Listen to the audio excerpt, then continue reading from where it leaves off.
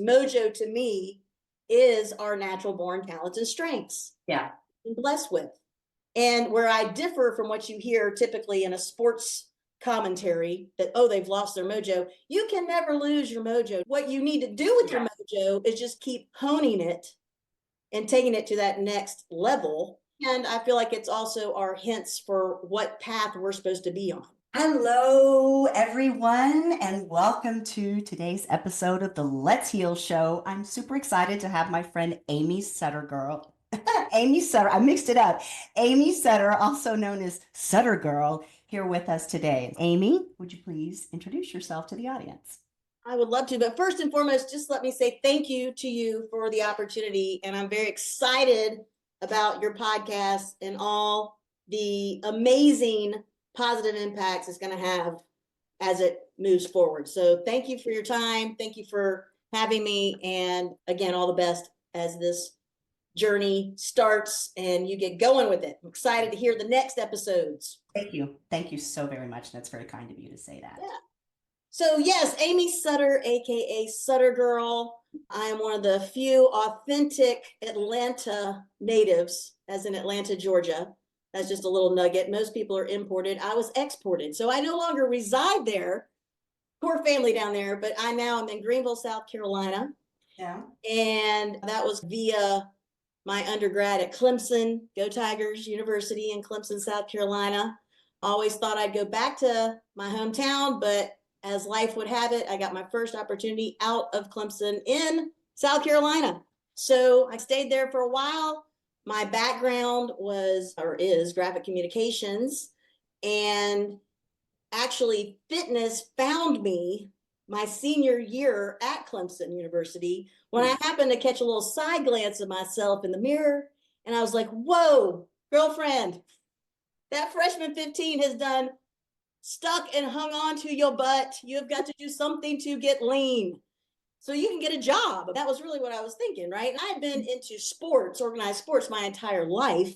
In fact, I was playing on the women's club soccer team at Clemson. But when you don't know anything about nutrition, and you can get yourself into a rut, right? That's when I found, or fitness found me, through a concept that no doubt your listeners have heard of before, jazzercise.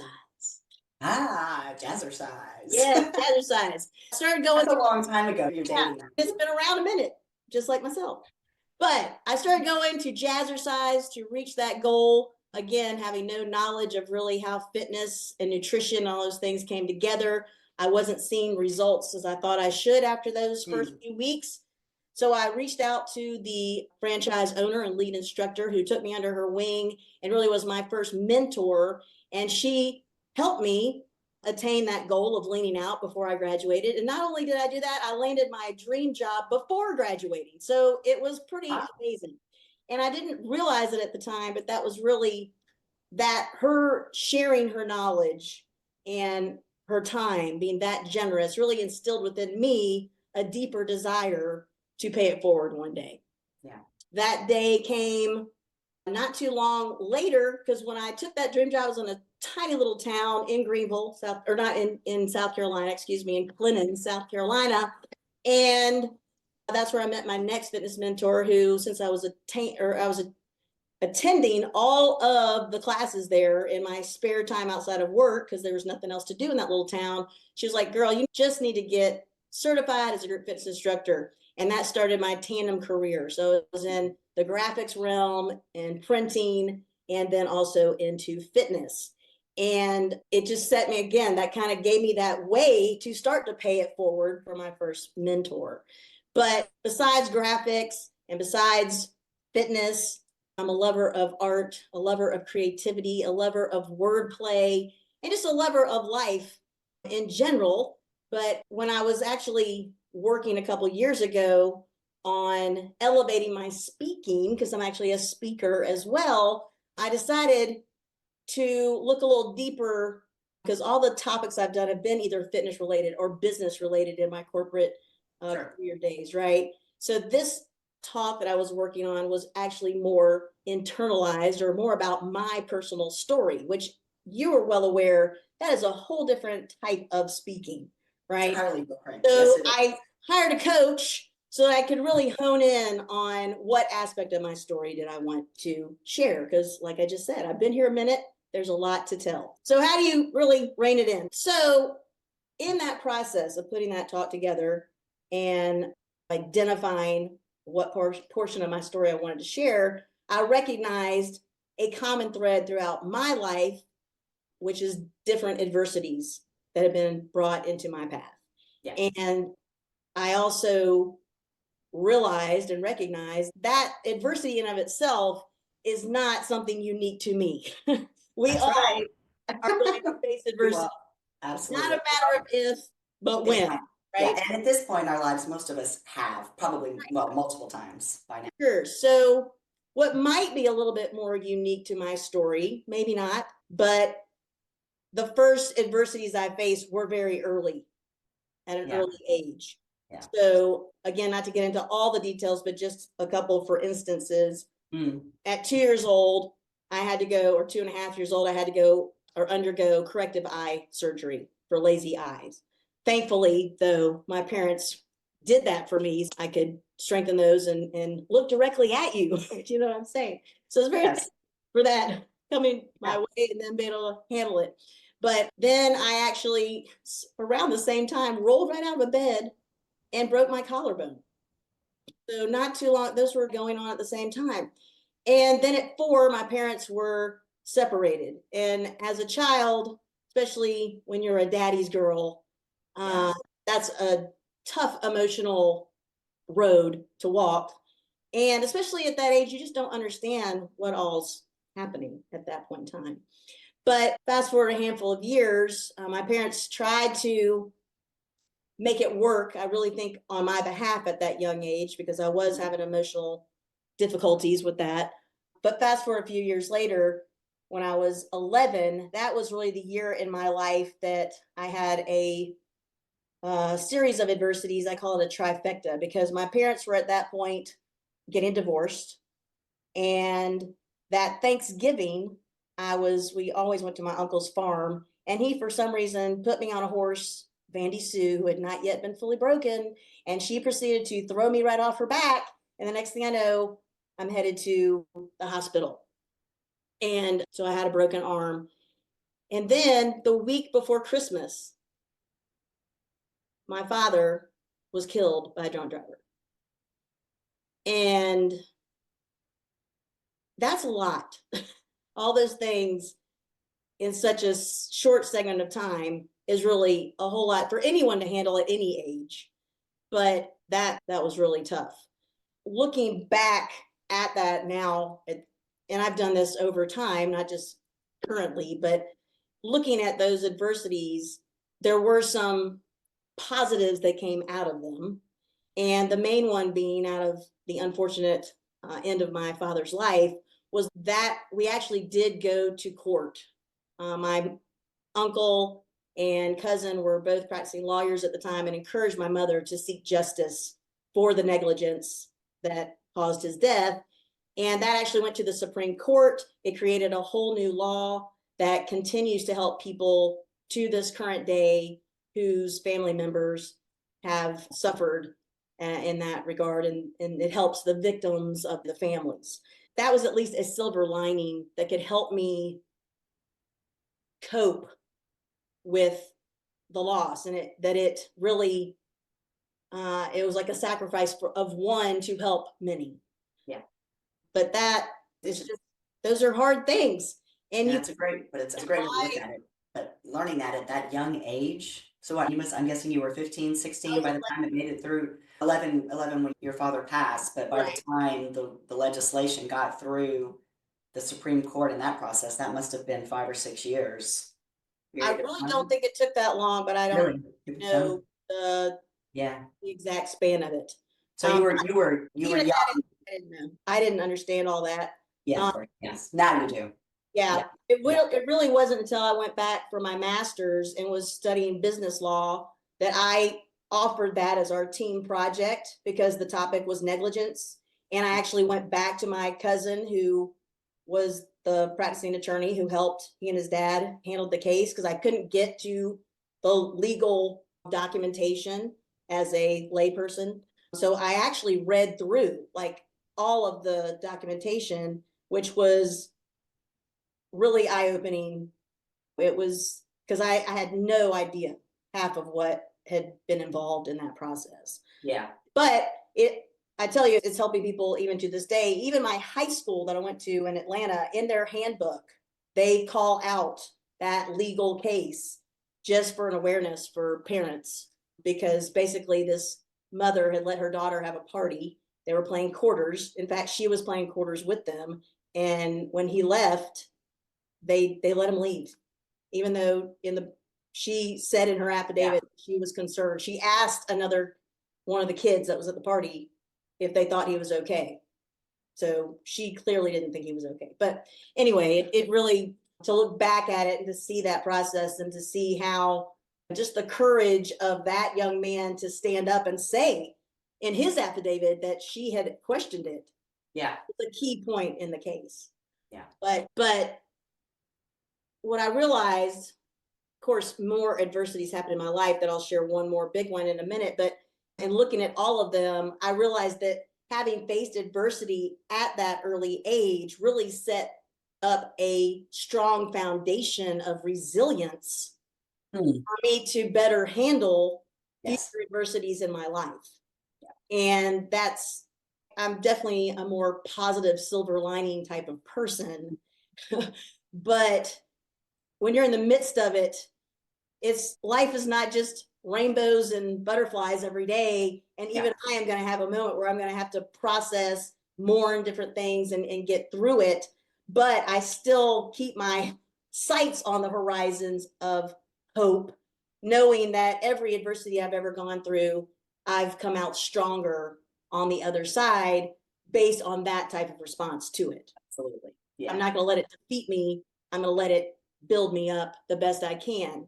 Yeah. And that was really one of the main reasons why I wanted to develop a talk and about adversity, because I wanted to really bring to people's attention that it's all in how you respond to something. So actually, you'll hear speakers are usually classified as inspirational or motivational speakers. I am calling myself a shared strength speaker, because I believe that's what we're supposed to do through sharing our story. Yeah, I agree with you. Our strength gains. I agree with you. You know, I'm calling myself an inspirational speaker right now, but I've heard you say that, and I'm like, oh, maybe I have to like come up with something different. Because like you, Amy Sutter, aka Sutter Girl, I'm Beth Jones, aka Healing Mentor, right? So you try to have some originality in how you refer to yourself. Right? I have to work on my inspirational speaker title. Something more creative. And really, my reason behind that is that definitely people are inspired through our stories, no doubt. Oh, absolutely. When it comes to motivation, that is a self thing. It is self-motivated, right? It choice takes they have to make to get this body to move and take action and go down a path. Yeah. So I'm hopeful that, yes, that I do inspire people, but I really want to share the strength gains I've received to show them that, look, it may not be a fun process at all, but you can come out stronger on the other side if you really put your mindset, that's what I'm going to through this. Yes. Commitment, intention, and focus is what I tell people. Healing was the hardest thing I've ever done in my life, but with commitment, intention, and focus, you do come out stronger on the other side. Absolutely. Yeah. And we're all given different strengths for a reason, my firm belief. I agree. Praise the Lord, because how dull would it be if we were all similar? Same. But I believe we're given those different strengths, so we'll have or need community with each other. Yes. And we can help each other get through this adventure, this journey, this party we call life. Party. Yeah, it's a party. Absolutely. Yeah. Even when it's difficult, still a party. It's an opportunity to grow, which is something to be celebrated. Right. Yeah. I mentioned I had gone back and gotten my master's earlier, and two of the most difficult, as far as hard work years of my life. I was still doing my corporate career. I was still doing my fitness tandem career and going to school on the weekends. And then in between doing all the reading and writing you have to do, right? But it was two of the most invigorating, thrilling years of my life especially based on talking about diverse backgrounds. Most of my classmates were from all over the world. So there were only 7 of us out of 28 from the States, and the rest were from India, Australia, Korea, Taiwan, Thailand. It was fantastic because I was in Manhattan, which is like a melting pot. Oh, yeah. So they were showing me as close as possible within the States their culture, which I absolutely love. It's amazing. Yes. Absolutely love. Yes. So I say that to just segue into this part of this, what I'm talking about. One of my classmates was from India. And right after we graduated, she's, hey, I'm taking an extended vacation with my family. I'm going home to India. You should come. And I'm like, girl, if you ain't kidding, I'm coming. Happy graduation to me. And I didn't want to do one lick of research about what I should go see while I was over there. Look, just whatever, because I was going to meet up with she and her family. That's the best way to go. It was awesome. Anyway, had a great time, was pinching myself on 7/7/2007 as I'm standing before the Taj Mahal. And I'm like, this is unbelievable. I just felt so privileged, so honored, so amazed that I was on the other side of the world. Yeah. But anyway, so I had a lovely time. I came back in a handful of weeks. This was middle of summer, and just a couple week or so before my birthday that year in July, late July, I had another friend of mine and her husband, who happened to be Indian as well, but she was American. They came to see me to celebrate my birthday. I started having chills and crazy. It was just, things were not right. And I was like, y'all, I don't want to cut this weekend short, but I am not feeling it. And I don't know, I don't want you to be feeling it. They left. I ended up in the hospital on a first ambulance ride ever. Upon arriving to the ER in kidney failure, they booked me into a room, and I was there for 15 days. And they were running every test imaginable. Everything was coming back pristine, which clearly was not the case because I was not in a good state. 4-stack battery pack, IV, it was crazy. And I never got formally diagnosed. Basically, they stabilized me, gave me a pat on the back and said, good luck. But I was dealing with communicating with my homeopathic doctor for years. Also, a doctor I'd met in India was calling from India to tell me what to tell them to test me for. It was amazing. Lots of people trying to help me out. But although I did not undergo any surgery, my body had been through such trauma and being distended and all kinds of things that it felt like I had. And that adversity just set me up for the build back, the recovery, which was a solid 2-year recovery.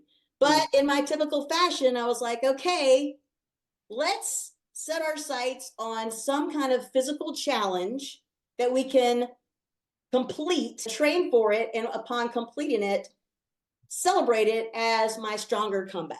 Because I was trying to get back to my fitness level and my stamina level. And so I set my sights on the New York City Marathon. That's where I'd gone. I love it, right? And obviously I wasn't trying to win the thing. I couldn't qualify for it. So I was trying to get through or into it through their lottery.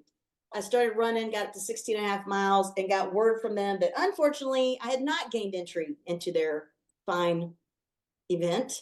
And I had to shift gears. I mentioned I'm an artist, love art, right? And my fitness blended with that. I've had an appreciation for the sport of bodybuilding, just because it's like living sculpture. You look at that whole stage full of guys and a whole stage full of girls, and you're looking at their different physiques and what they've accomplished.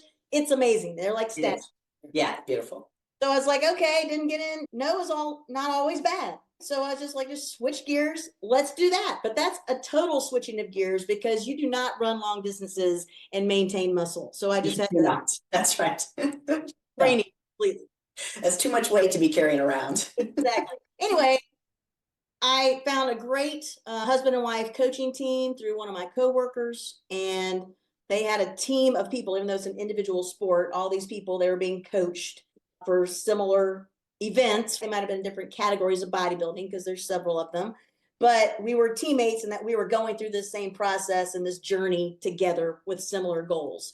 And that was really helpful, but it just became like a family. It was an amazing process, but it was an amazing process, Beth, because I chose to embrace the process. Yep. And anyway, I didn't know I was going to catch the fever for that sport, but that's what happened. So after that first season, I was like, okay, I'm going to keep this going, but I personally need something that's going to help me stay personally self-motivated as I get up at 0 dark 30 to go train in the gym and do all the things that I have to do for this. So I found 3 charms in my jewelry box. One's a cross that a dear friend from Clemson who became a missionary gave me. The other one is there you go. Yeah. The other one is a Navajo symbol for the fire within that I bought from a tribe member out in Utah.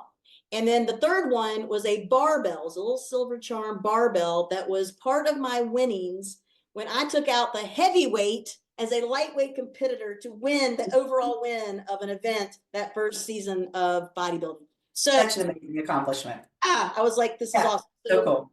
So I put them all on a black leather cord and made a necklace out of it and started wearing it daily. And I called it my Mojo training necklace. But the mantra or message to myself of those 3 symbols collectively together is you got to have strong faith, the fire within to build true inner strength. And I'm pointing to my head for those of you in my heart or soul, because it all starts with the mindset. Oh, yeah.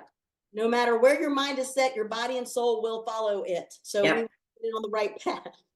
That necklace became a conversation piece in and out of the gym. And every time I would share that mantra with people, I was getting the same response. It was like, you've got to do something with that. You should do something with that. And I might be slow to take in knowledge or a message at times. God speaking to you. Yeah, but after countless times, I literally, to your point, looked skyward and was like, all right, Lord, I'm going to do something with it. Yeah. And I had a journal that I'd been keeping for years of various ideas. I'm like, okay, we're picking this one and we're going to just run with it and see what happens. So initially, I started thinking about calling it my Mojo training necklace. Mojo to me is our natural born talents and strengths. Yeah. I'm blessed with. And where I differ from what you hear typically in a sports commentary that, oh, they've lost their mojo. You can never lose your mojo. Not That's zone of genius, they call it as well. Zone of genius. What you need to do with your mojo is just keep honing it and taking it to that next level. And I feel like it's also our hints for what path we're supposed to be on, right? Going agree with that. Yes. If you're out there and you're not sure what your purpose is, start looking at your natural born talents and strengths and how those align. And that's going to at least give you hints to getting where you need to be. Yeah, but to your point, some of us have to get hit upside the head to figure it out, right? It's like a knock. And if you make a radical shift. Yes. And maybe, now that you say it that way, I talk in my talk about adversity creating these life trajectory shifts. Yeah. And it will. It does, because again, just as this is not, I'm saying life-changing necessarily, but it did. The no to get into the marathon, yes, 100%. Caused me to shift to the bodybuilding. Absolutely.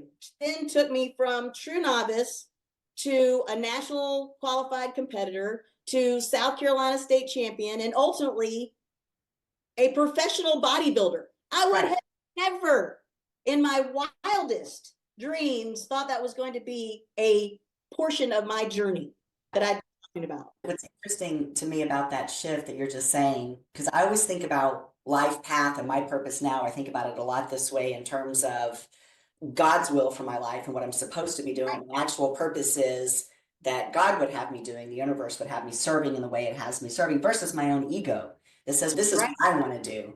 And that every time I've done it from an ego, if I'm coming from that place, the door closes. And that's what you just were describing about, I'm going to go run the marathon. And I don't, when I use ego, I don't mean it in an arrogant or a haughty way. I just mean coming from a place of self. This is what I want to do, instead of saying, universe, God, what is it that you want me to do? And you got the door closed on what Amy said, this is what I want to do, but the door opened massively wide for what God wants you to be doing, right? So cool. So cool. And to take that a step further, even within that journey where I really was, like once I became state champion, that's where I got the internal belief that if I really kept at this, I might just could turn professional bodybuilder. There's a journey still ahead, but I got that internal belief that if I just kept putting the work and going after it, I could achieve it. So 4 consecutive years, I was going down to Miami to an event, which is the Super Bowl of the amateur level called Nationals.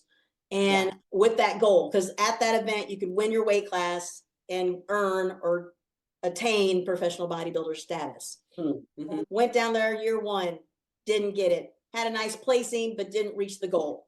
And I think what's harder, especially as a goal-oriented individual, is setting a goal, not accomplishing it, and having it still as a goal to attain that you have not yet checked off your list. That makes you got to dig deeper. Absolutely. That happened 3 consecutive times. Okay, down to Miami, not down to Miami, not down to Miami. Still got to do it, or it's still on my mind. The 4th year I got down there, I knew I had prepared the best I could.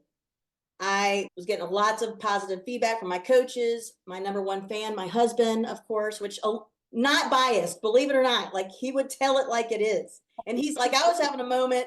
I'm like, man, I don't know, just having a brief moment of, am I really ready? And he's like, whoever's coming should be scared of the fact that you're coming. You know what I'm saying? And I was like, okay.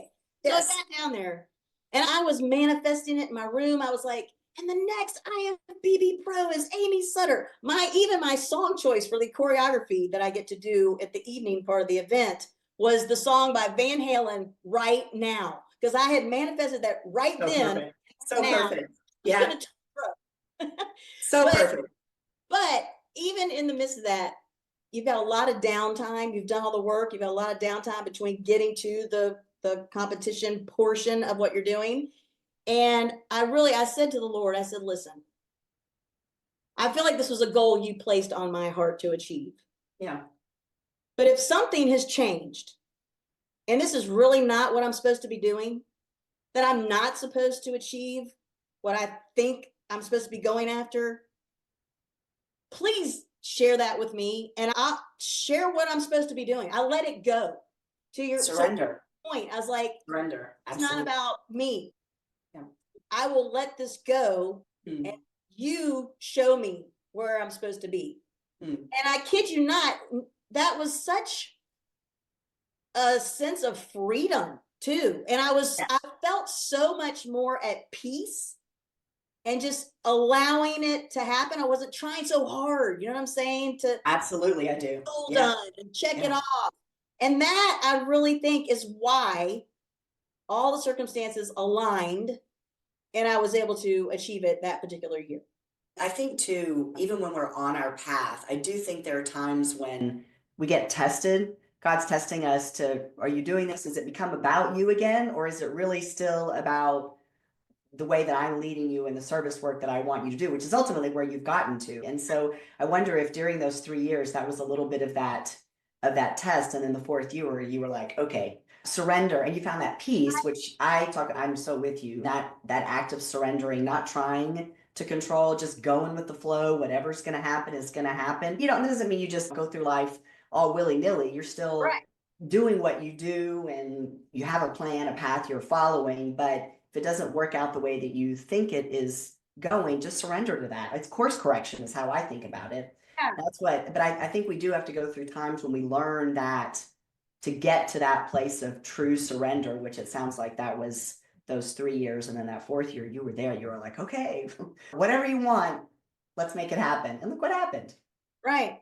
Yeah. So beyond thankful, beyond grateful. And actually, so that the description of the Mojo training necklace and my Mojo innovation. So when I first started that business, I was working with clients to, in essence, make their own or craft and create their own Mojo training necklace, right? So I was sourcing sterling silver charms and I was helping them select their charms and kind of put their mantra together to help them with what really the premise of it is. I call it positive visual trigger jewelry.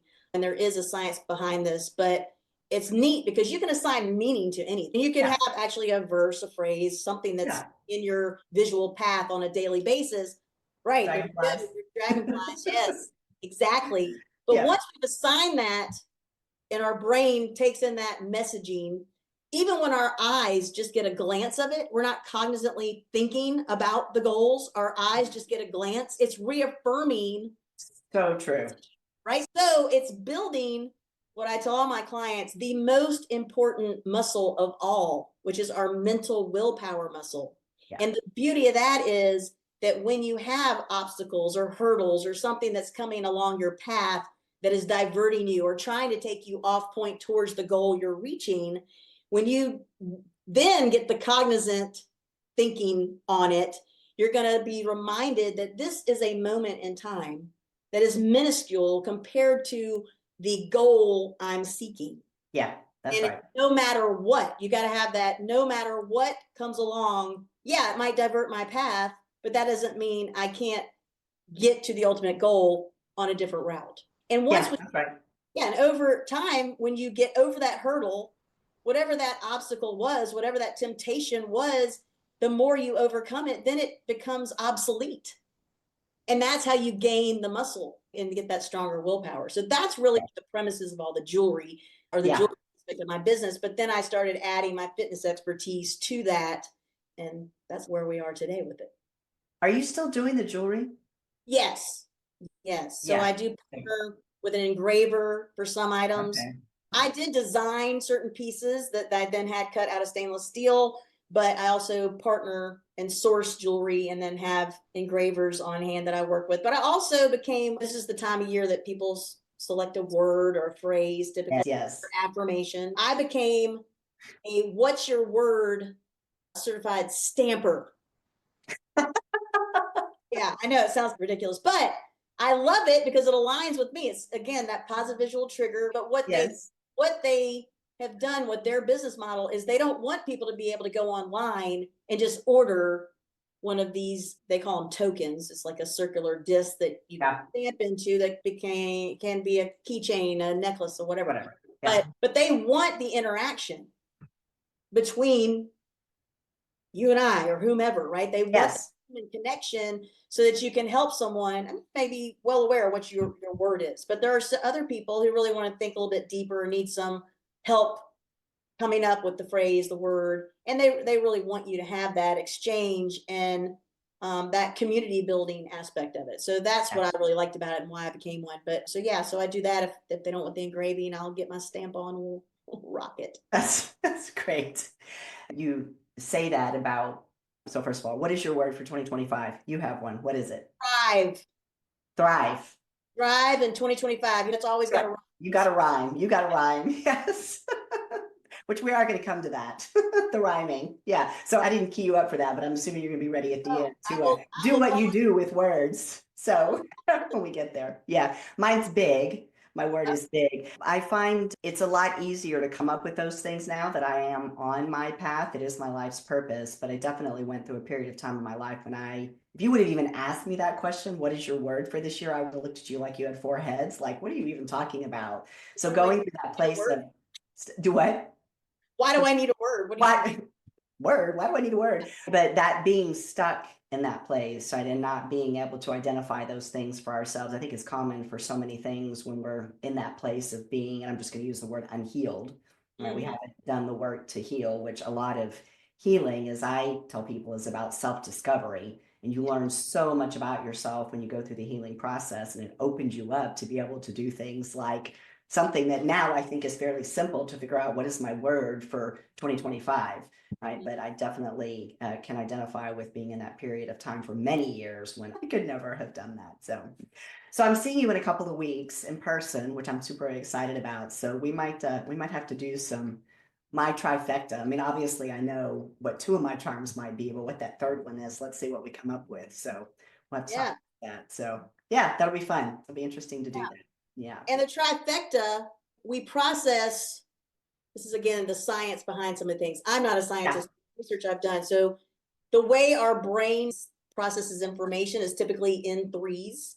And a triangle is the strongest geometric shape.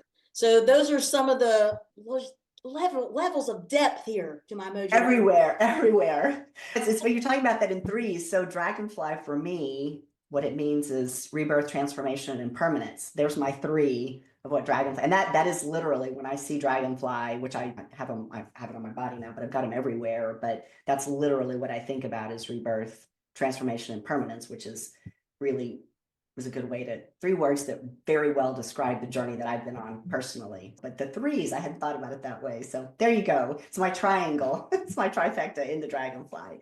Yeah, Yes. for sure. So you've touched a little bit, not a lot, a little bit. You've told us quite a bit about some of the traumas that you've been through in your life. So you've got the physical that you've endured as a young child, but obviously deeply emotional with your relationship with your father before he passed.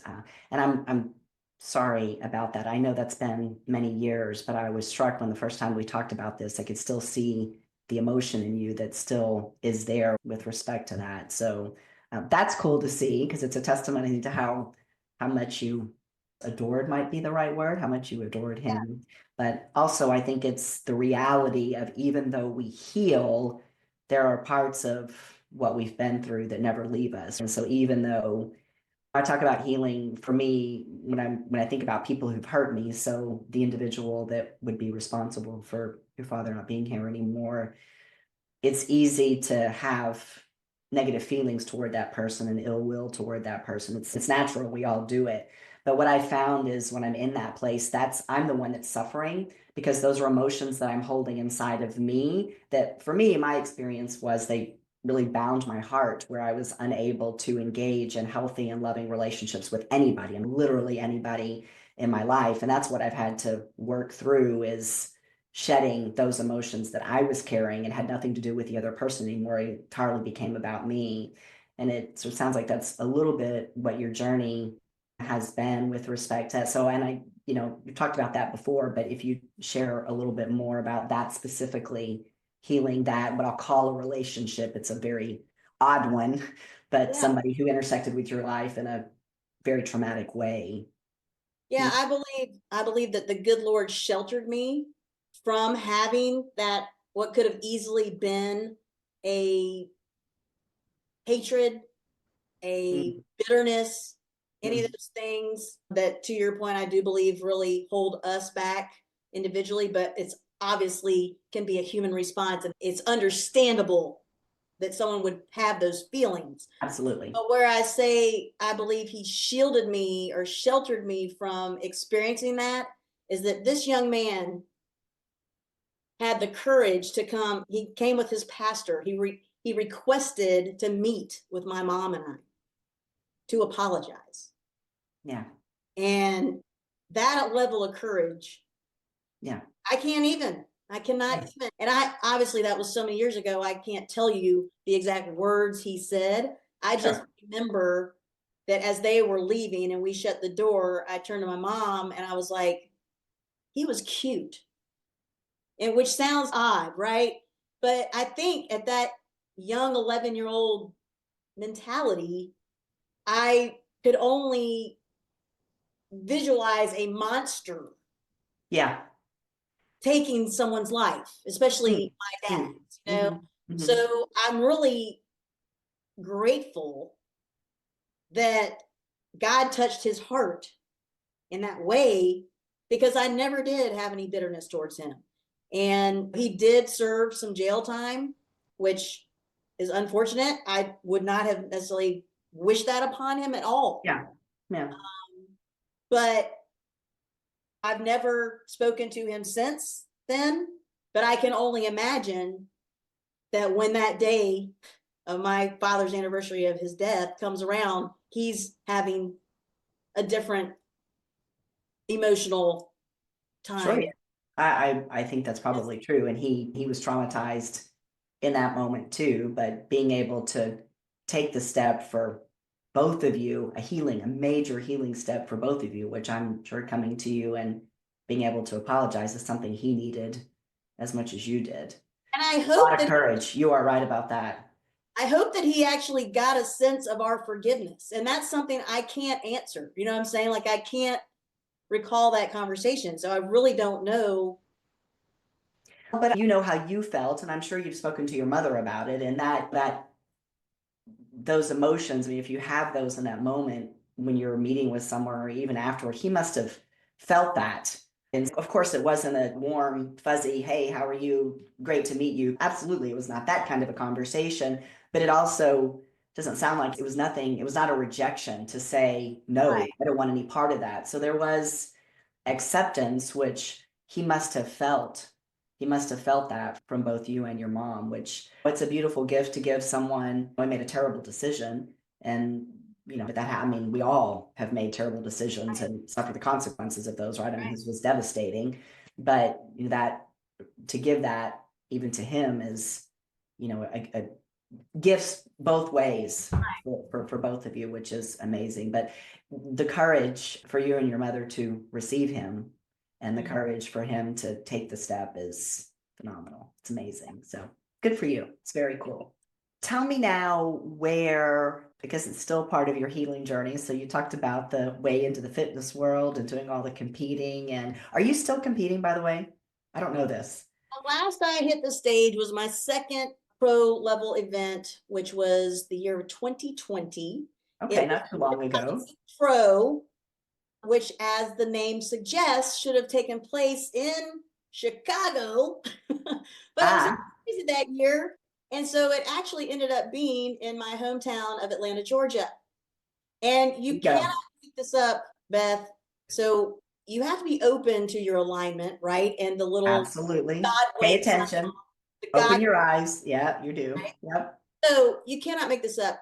Just give a guess as to what the address of the new venue in Atlanta happened to be. I don't know. You're gonna tell me something. I was gonna say something with Mojo or motivation. No. No. No. It was 2020 Concourse Parkway. Oh, in 2020. Yeah, Okay. can't make that up. And No. it No. ended up being the 20th time I stepped on stage in my whole bodybuilding journey up to that point in time. Another interesting, real quick, through the journey, I really thought that 2017 was going to be the year I turned pro. 7 is one of my numbers. I look at numbers or numerology biblically or from a biblical standpoint. And 7 is a major number, but 7 to my own life, born 7/27, 1970, that kind of thing. It's played a role in my life. So I really thought that 2017 was going to be my year. Okay. And that was the third consecutive year going to Miami that I mentioned, and Yeah. did not happen. I was too broad in my thinking because the date that I turned pro the next year, it wasn't the year with the 7, it was the date. I turned Okay. pro on November 17th. Okay. Sevens So are it up was here for you. 17, but I was too big in my scope. And that's Yeah. what is so amazing, that God is in every detail of your life. And I'm trying to do what I can to have positive impact in this life that I'm living. But I'm well aware that there is more to this big world than my life and how it plays out. But that's not how God looks at every one of our lives. Even when I got the state championship, when I won the state champion, that was another 3 consecutive years I had to go before I got this ring. That was the main reason I wanted it, because you got a ring for getting it. But I was focused on Psalm 19, which is my favorite psalm in the Bible. And I had finally achieved that goal. I was posting about it. I was thanking my coaches and everybody who had supported me along the journey. And I posted a picture of myself in my competition suit, and you've got a number, right? And I hadn't honed in on it until I posted that picture, but my competitor number was 19. I could go on and on. Probably the one last. I have a lot of them. My Yeah. universe touches is what I call them. Yeah. Oh, and when I started the journey in 2010, I started a blog that's still out there. It's a WordPress blog called Chisel Challenge, One Woman Defined. Okay. Follow my journey from when it actually started on that thing. It was called Chisel Challenge. Kid you not, when I turned pro, the trophy they handed me is of a woman chiseling herself out of stone, chiseling her physique.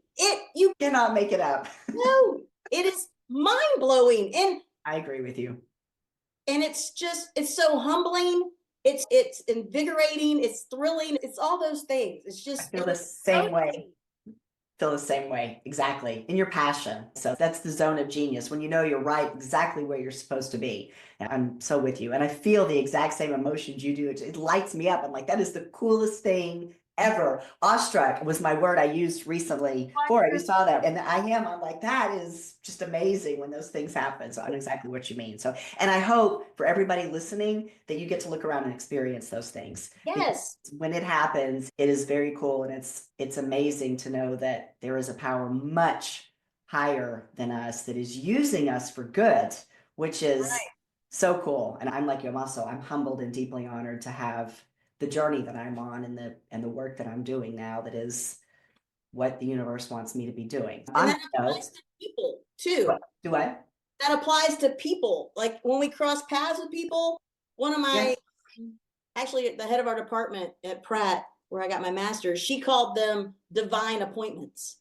So they were put on our calendar. We just didn't know they were there until we intersected. Yeah. That's us intersecting through our mentorship group and us now being here having this conversation. Yeah, that's exactly right. Yeah, no coincidences. Yeah, exactly. That's right. So tell us now what it is that you're doing, exactly what that purpose is today and how you're helping people. And I don't know that I answered your question. I have not competed since 2020. Oh, you have not. Are you going to? I took a little bit of a hiatus, and I was blessed with the ability to actually build the Mojo Motivation training studio off the back of my home. Yeah. So I was focused on that. And I have not verbalized that I'm completely retired, I guess the word would be, but I have accomplished more than I would have ever thought I would have accomplished in the sport. And right now, I'm focused on what I've been doing with Mojo and serving others and helping them achieve their what I call a true transformation, empowering them to really become their next stronger version of self, mind, body, and soul. But with that ability to be able to do this, basically a wing of the house on the back of my house is the studio. I made it a livable space. So it's got its full bath, it's got a Murphy bed, it's got a kitchenette. And I did that with the forward thinking of, oh, I'll just Airbnb it as another revenue stream on the weekends and let it work for me kind of thing.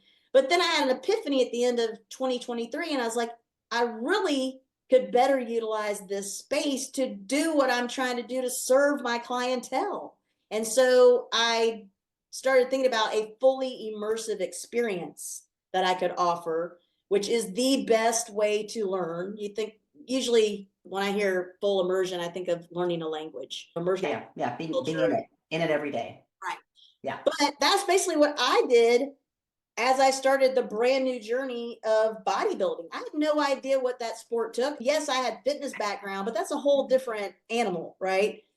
So I immersed myself in the lifestyle, really learned how to do it. So I'm applying that in a 3-day training session, basically, but we learn, or the client learns by living through all the how-tos of a healthy lifestyle. And if they are looking to compete, we can gear it or design it toward a competition prep type of offering. Yeah, which I think is great. So you don't have to be looking to compete, but just alignment of mind, body, and soul through one of my intentions this year. My body is my temple. That's exactly what you're doing, is helping people to actually put that into practice with mind, body, and soul, which is really cool. It's amazing. Yeah. And you're having some success with it now?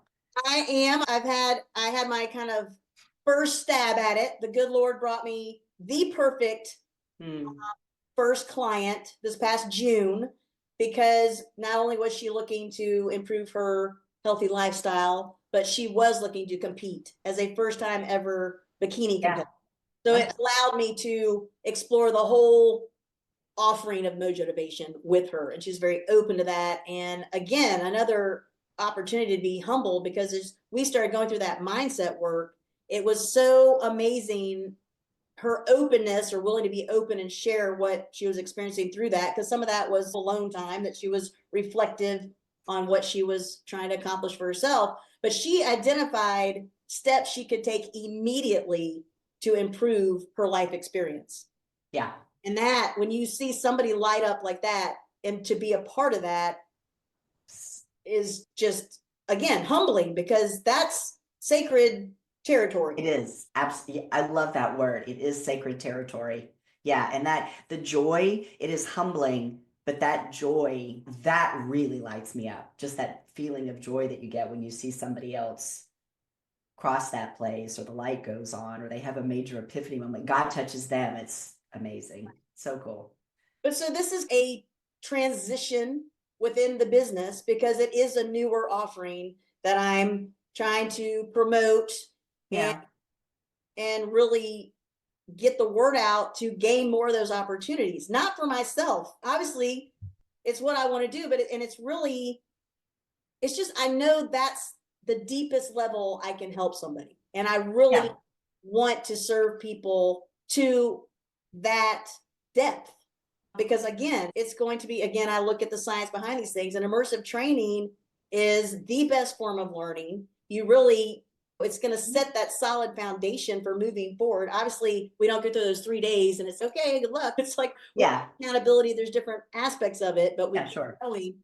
Part of that is their fuel plan I do, which is, as a fitness nutritionist specialist, I put that together. And that's a minimum of 3 months, because that's when true behavior modification, it starts to happen, right? You start to gel and really take those steps that are going to stick toward Yeah. that transformation. But Yeah. it's where I can serve people the best. But you've got to have a way to reach those people who are really seeking that level of transformation. Yes. Yeah. And how do people find you on that note if they're looking for that transformation? They just need to go to my website. There's a free consultation button that you click, and the website is www.mojotivation.com. And I'm old school. There is a phone number listed there. If you text me, that's where the new school comes in. Text me, because all these numbers that come my way that I have no idea who it is, I ain't answering the phone. I'm sure y'all are Yeah. me, but I will return your message and Yeah. set up a chat, because it's more than just a fill out this form and let's decide if this is a fit or not. Yeah. It warrants a conversation. Yeah. And that's what I really admire about you and what you're doing, is that holistic approach to it, but the actual care for the individual. It's not a business. It's truly how you are serving people and helping people to transform whatever that means for them. You can help them with that, which is really awesome. It's obviously, through my life, I've spent time with various fitness instructors. And I mean, my ex-husband was a fitness instructor at one point in time. And most everybody focuses on one aspect and one aspect only, right? And so Yep. you're going to get, okay, so I know how to move my body now better, but the nutritional aspects of it. But I think the mindset is huge, because if your mindset's not there, I said this already, if you're not committed, you don't have intention or focus on whatever it is that you're working on in terms of transformation, you're probably not going to get there. And Right. that's the mindset piece, which you're adding in, which is huge. That's the Yeah. immersion. It's amazing. All right. So Mojo Motivation, I will drop that in the show notes for this, so everyone will be able to find you. And obviously I know you, so if you could get to Amy through me, if you need to do that. We are gonna come to the end of this, but you got to do it. You know you do. So before we sign off, Wrapping it up. Are you talking about wrapping it up, Beth? there you go. We are going to wrap it up. So let's hear it. How are we going to wrap it up? I'm going to wrap it up, but let me just give a brief plug. And I don't know if people are actually going to be able to see some of this or just hear the wrap up. But if you're looking at this, you'll see my background behind me is touting the weekly wrap up. So if you want some entertainment, it's meant to be entertaining, thoughtful. And it is. And it is. I watch it every week, and it is. But the weekly wrap up on Fridays is on my Instagram, Mojotivation, at Mojotivation. Oh, Mojotivation. Yes. Okay. I'm going to do a wrap up that ties to this whole topic that we were describing and we're featuring, which is adversity. So can I get into my regalia? I've got to get into. Let's do it, please. I want the full thing. Let's do it. In mind. So for those of you who are not seeing this, I'm putting on a rather grandiose 13-pound chain necklace and my shades and my rocking my ball cap like I usually do. All right. We're going to wrap it up, Beth. Here we go. All right. overcoming adversities, embrace with a heavy dose of positivity, realizes God's brought you a strength and an opportunity that no doubt's going to alter your personal trajectory, impacting yourself and others with whom you cross paths favorably. If you're facing a heavy hand of adversity, having a hard time dealing with this level of intensity, can't seem to see the potential positivity, drop to your knees, pray specifically, and seek a trusted source of shared strength immediately. Yes, victory over your adversities doesn't set you up as the sole beneficiary. No, it's gained strength specifically for you to share through your tantalizing, triumphant testimony. Adversity ain't gonna let you get the best of me. I'm gonna face you, embrace you, tenaciously overcome you, make an ally of you, and share you so that others are empowered to rise above you, starting up a shared strength continuum from one to another. Oh no, we can't control the life cards dealt to us out of the deck, and we can mentally spin it to win it even when adversity shows up in it, making living our life positively epic. That is fantastic. I love that rap. And before I say goodbye to the audience, I'm going to say we're going to do this again because there's a lot of similarities we have in our past that we have not talked about. That Oh my gosh, do I a can't whole other wait. show. A lot of you'll learn when I see you in a couple of weeks. You'll learn more about it. But there are a lot of them, so it'll be fun. We will do it again at some point in time in the future. So thank you so much for being on today.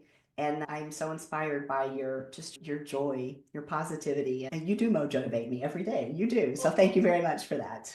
Hey, Yeah. path. Yeah, you are. You are definitely on your path, girl. Absolutely.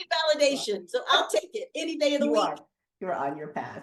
All right. All right, everyone. It's been a great episode of the Let's Heal Show. And until next time, keep on healing. Thank you for watching today's episode of Let's Heal with Beth Jones. If you've enjoyed the content, please subscribe to my YouTube channel at Beth Jones Healing Mentor. The Let's Heal Show is also available on all major podcast platforms. And if you'd like to know more about me and the work that I do to serve other survivors of trauma and abuse who are healing, please visit me on the web at empoweredsurvivors.com.